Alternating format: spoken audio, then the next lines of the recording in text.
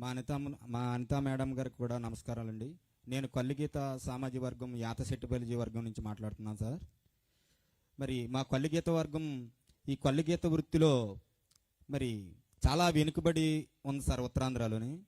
మరి అలాగే ఇక్కడి నుంచి సుమారుగా 3,000 నుంచి 6,000 మంది కోనసీమ వలసెళ్ళి కొబ్బరి దింపు నిమిత్తం పనిచేస్తున్నారు సార్.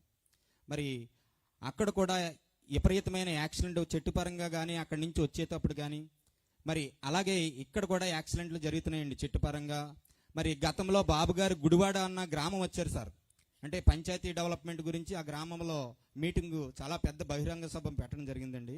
మన వెంకటరాజు గారి తోట దగ్గర మా కార్మికుడు రేవు పోలవరం గ్రామం కార్మికుడు పూడి బంగారాజు అన్న కార్మికుడు చనిపోయాడు సార్.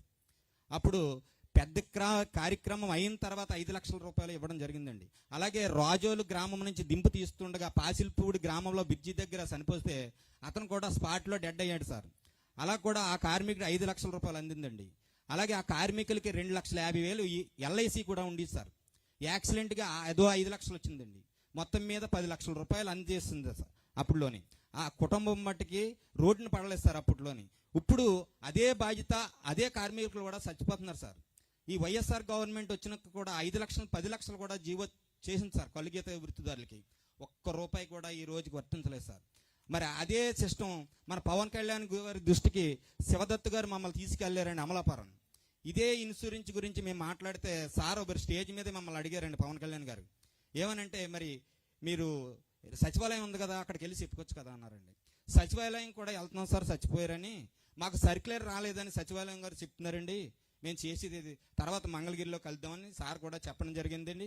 అలాగే మరి కొల్లిగీత ఉపకులాలకు సంబంధించిన పథకాలన్నీ ఎన్నో ముఖాముఖిలు మీరు ద్వారా ఏర్పాటు చేశారు సార్. ఇంకా నేను ఎక్కువగా మాట్లాడదలుచుకున్నది లేదండి. మరి నెక్స్ట్ బాబు గారిని సీఎంగా చూసి మా అనితమ్మ గారిని ఎమ్మెల్యేగా గెలిపించుకొని మేము కోరికలు మిమ్మల్ని కోరదలుచుకున్నాం సార్. మరొక్కసారి మా గౌరవ పెద్దలందరినీ కోరుకుంటూ సెలవు తీసుకుంటాం సార్. కల్లుగీత కార్మికుల వృత్తే సంక్షోభంలో పడింది. రియల్ ఎస్టేట్ వ్యాపారం కూర్చోండి అన్న, మీరు కూర్చోండి దయచేసి. రియల్ ఎస్టేట్ వ్యాపారం పెరిగే గల చెట్లు కూడా నరికేస్తున్నారు. ఒక చెట్టు పెంచాలని దాదాపు 10 సంవత్సరాలు పడుతుంది. అలాంటి చెట్టుని ఒక క్షణంలో నరికేసే పరిస్థితి మనందరం చూస్తున్నాం. వృత్తిని ప్రోత్సహించాలా? నేను రాయలసీమలో కూడా